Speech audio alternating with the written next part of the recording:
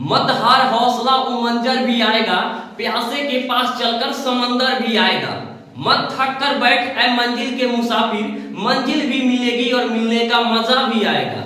क्या आपको भी इंग्लिश पढ़ना लिखना नहीं आता है और आप लोग चाहते हैं कि इंग्लिश को पढ़ना लिखना सीखें और आप लोगों को व्यंजन वर्ड याद नहीं है, तो ये जो है नामुमकिन है। लेकिन आप लोग टेंशन ना लीजिए, क्योंकि आज के इस क्लास में जो है मैं आप लोगों को स्पेशल जो है व्यंजन वर्ड को पढ़ाने वाला हूं। यानी कि दोस्तों मैं आप लोगों को बता दूं कि क से लेकर ज्ञ तक के जितने भी अक्षर होते हैं इनकी कुल संख्या जो है कितनी होती है, 36 होती है। कितनी होती है दोस्तों, 36। इन 36 व्यंजन वर्ड जिनको याद हो जाएगा वो इंग्लिश के चाहे कोई भी सेंटेंस हो उसको लिख सकते हैं, और चाहे कितना हो मतलब भारी किताब हो वो इंग्लिश को पढ़ सकते हैं सिर्फ और सिर्फ व्यंजन वर्ड से। तो ये जो है आपको याद होना चाहिए, और जब तक आपको याद नहीं होगा ना ही आप इंग्लिश पढ़ पाएंगे और ना ही इंग्लिश आप लिख पाएंगे। तो आज के इस क्लास में मैं इसीलिए स्पेशल इस पे जो है ध्यान देने वाला हूं। तो आप लोग भी ध्यान दीजिए शुरू से लेकर लास्ट तक और बने रहिए हमारे साथ। यहाँ पर ध्यान देंगे, ऐसे तरीके से पढ़ा दूंगा कि आप अपने जीवन में कभी भी नहीं भूल पाएंगे। यहाँ पर देखिए ना दोस्तों, सबसे पहले यहाँ पर क्या है, ये है कि आप लोग ध्यान से मेरी बातों को सुनिएगा। अगर आप लोग जो है मतलब कॉपी किताब नहीं है तो आप लोग जो इसको ध्यान से देखिए, आपको भी याद हो जाएगा। लेकिन आपको याद करना है, अगर आपके पास कॉपी पेन है तो इस चीज को लिखिए। इससे क्या होगा कि जब हम लोग किसी चीज को लिख कर पढ़ते हैं ना तो जल्दी याद होता है। देखिए ये है के, और के से क्या होगा दोस्तों, को होगा। क्या होगा, के से को।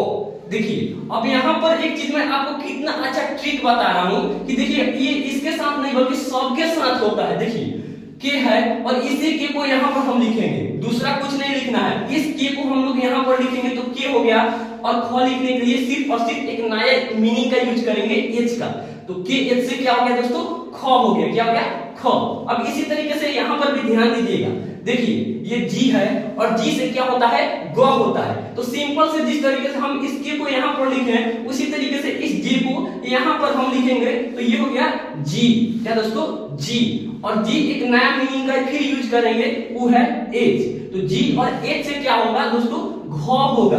क्या होगा, घ। दोस्तों यहाँ पर देखिए ये क्या है, एन है। क्या है, एन। और एन के बाद क्या आता है, यहाँ पर नया मीनिंग यूज करेंगे जी का। तो एन जी से जो होता है अंग होता है। क्या होता है, अंग। तो ये जो है आपको पता चल गया कि सिर्फ और सिर्फ इसी मीनिंग को यहाँ पर लिख देंगे तो ये हो गया के से ख। फिर इस यहाँ पर एक नए मीनिंग का यूज करेंगे जी का, तो ये हो गया ग।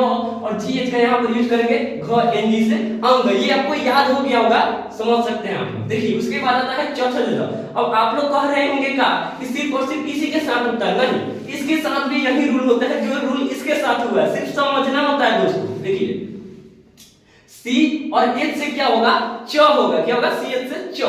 अब देखिए हमको कुछ नहीं करना है, सिर्फ इसी को उतार देना है। यहाँ पर सी हो गया और इस एच को जो क्या करना है, हमको दो बार यहाँ पर लिख देना है। क्या करना है, दो बार लिखना है। तो ये हो गया सी डबल एच से छ।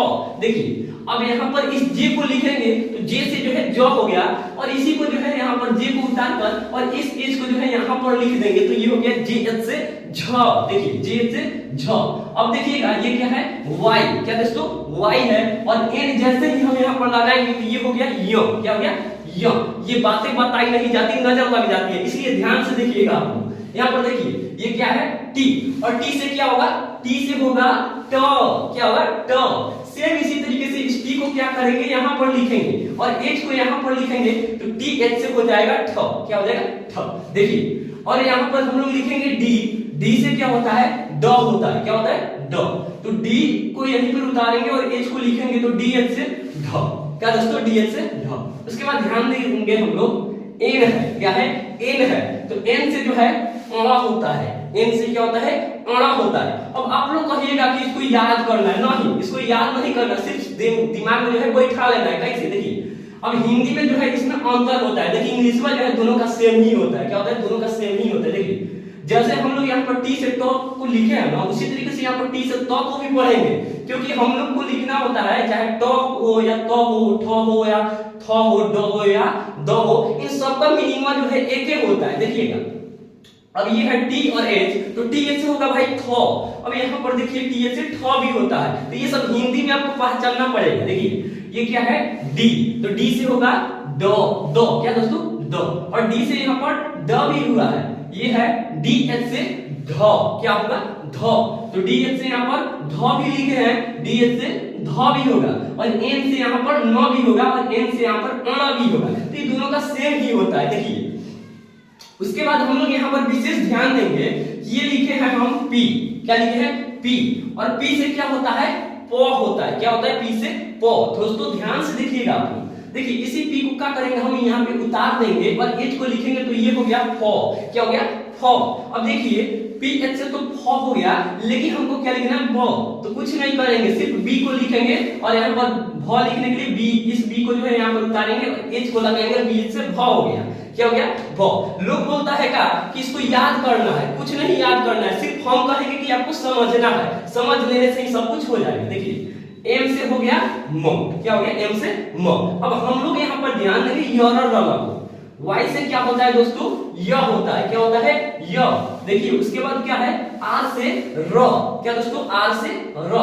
उसके बाद L से क्या होगा ल होगा, क्या होगा ल। देखिए V से वो होता है, क्या होता है वो। SH से जो है तलावे स होता है। अब यहाँ पर आप लोगों को मैं बता दूं, जो लोग हिंदी के हमारे क्लास को नहीं देखे होंगे, उस चीज को जो डिस्क्रिप्शन में डाल दूंगा मैं, उस चीज को आप लोग देख लीजिएगा, क्योंकि बहुत से लोगों का ये कंफ्यूजन रहता है कि आखिर में सर देख लीजिए ये तलावे स है और ये मूर्धन्य स है और ये दंड स है, तो इन तीनों में अंतर क्या है। आखिर हम तीनों को अलग तरीके से मतलब लिखते हैं और पढ़ते भी, हम कहेंगे इनको तीनों को जो है अलग तरीके से पढ़ते भी है। देखिए उस चीज को जो है आप लोग देख लीजिएगा। अभी बता दूं मैं, ये तलावे से है तो इसको तालु से उच्चारण करते हैं, ये मूर्धन्य स है तो इसको मूर्धा से उच्चारण करते हैं, ये दंड स है इसको दांत से उच्चारण करते हैं, इसलिए इसे तलावे स कहा जाता है, मूर्धन्य स कहा जाता है और दंड स कहा जाता है। तीनों को अलग अलग जो है तरीके से उपयोग भी किया जाता है। आप लोग उस क्लास को देखिएगा, सब कुछ आपको पता चल जाएगा। एस से मूर्धन्य स होगा, एस से दंड स होगा, एच से क्या होगा ह होगा, क्या होगा ह। उसके बाद आता है कि के एस एच से क्या होगा छ होगा, क्या होगा दोस्तों के एस एच से छ। उसके बाद ध्यान देंगे कि ये है टी आर, यानी कि टी आर से क्या होगा त्र होगा। उसके बाद ध्यान दीजिएगा यहाँ पर जेड एन से क्या होगा ज्ञ होगा, क्या होगा दोस्तों ज्ञ होगा। तो अभी तक जो है आप लोग इस वीडियो को अगर देखे होंगे तो आप लोग को मुझे पूरा उम्मीद है कि जिस तरीके से मैं आप लोग को पढ़ाया हूं कि आपको याद हो गया होगा, क्या हो गया याद हो गया होगा और आप लोग समझ गए होंगे। तो अब क्या होगा दोस्तों कि देखिए यहाँ पर एग्जांपल के तौर पर मैं आपको कुछ शब्द लिख कर दिखाता हूं। जैसे मान लीजिए हम लोग को लिखना हो कल, क्या दोस्तों कल लिखना हो, जिसको इंग्लिश में टुमारो कहते हैं। यहाँ पर देखिए ये है को और ये लो, तो ये जो है कल हो गया। अब इसको इंग्लिश में कैसे लिखेंगे ये मैं आपको बताता हूँ, सिर्फ और सिर्फ व्यंजन वर्ग को ही देखकर। इसी चीज को जो है आपको पढ़ने में दिक्कत होता होगा, कब होगा जब आपको ये याद नहीं होगा, क्योंकि इंग्लिश का जड़ जो होता है वो है व्यंजन वर्ग को वर्णमाला को इंग्लिश में, और हिंदी का भी जड़ यही होता है अगर आपको हिंदी याद नहीं है तो। देखिए अब इसके लिए हम क्या करेंगे, सिर्फ और सिर्फ के को लिखेंगे, कुछ नहीं लिखना है, के को लिखेंगे।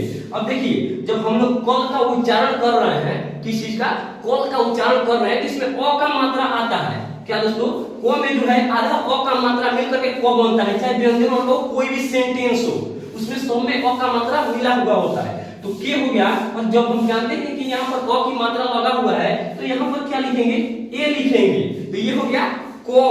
और यहाँ पर देखिए एल, तो के ए एल से कल हो गया, क्या हो गया कल हो गया। यही चीज लिखने में आपको दिक्कत होता होगा कब, जब आपको ये याद नहीं होगा। अब आपको कुछ भी लिखना हो, क्या दोस्तों कुछ भी लिखना हो, जैसे मान लीजिए हमको लिखना हो रब, रब या फिर पवन लिखना हो, नाम है पवन, पवन एक नाम है। देखिए सबसे पहले तो प लिखेंगे, फिर यहाँ पर देखिए प किधर है, ध्यान से देखिए यहाँ पर प है। अब वो खोजेंगे वो किधर है, तो वो यहाँ पर है, तो यहाँ पर वो लिखेंगे, ये हो गया प वो।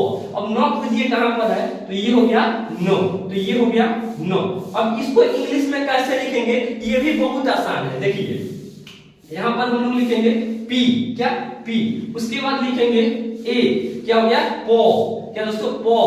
और फिर वन लिखने के लिए हम लोग क्या करेंगे भी लिखेंगे, क्या लिखेंगे भी, और फिर ए लगाएंगे और फिर यहाँ पर एन लगाएंगे, तो ये हो गया पी ए भी ए एन, ये हो गया पवन। अब आप लोग के दिमाग में एक डाउट आ रहा होगा क्योंकि आप लोग अभी अभी सीख रहे हैं, इसीलिए देखिए अब आप लोग के दिमाग में एक डाउट आ रहा होगा ये कि सर आखिर में ये एन के आगे ए क्यों नहीं लगेगा। तो मैं आप लोग को बता दूं कि यहाँ पर क्या हो रहा है एन हो रहा है, पवन, पवना नहीं पवन पढ़ रहे हैं या फिर पवना नहीं पढ़ रहे हैं, पवन पढ़ रहे हैं, तो यहाँ पर एन के बाद ए नहीं लगेगा, तो इसलिए है ये पोंग। तो दोस्तों मैं आप लोगों को बता दूं कि ऐसे ही अगर आप लोगों को नामों को या फिर हिंदी के किसी भी मतलब सेंटेंस को इंग्लिश में लिखना सीखना है तो आप लोग इस मेरे वीडियो में जो है कमेंट कीजिएगा, उस पे मैं स्पेशल वीडियो बनाऊंगा, जिस तरीके से इस पे स्पेशल वीडियो मैं आप लोग के लिए बनाया हूं। तो आज का वीडियो आप लोग को थोड़ा भी अच्छा लगा हो और आप लोग इस चैनल पर नए हैं तो चैनल को सब्सक्राइब कर दें, क्योंकि मैं आप लोग को बता दूं इस 2024 में मैं अपना चैनल जो है नए ओपन किया हूं और ये मेरे चैनल का दूसरा वीडियो है। और मैं पहले वीडियो में आपको व्यंजनों को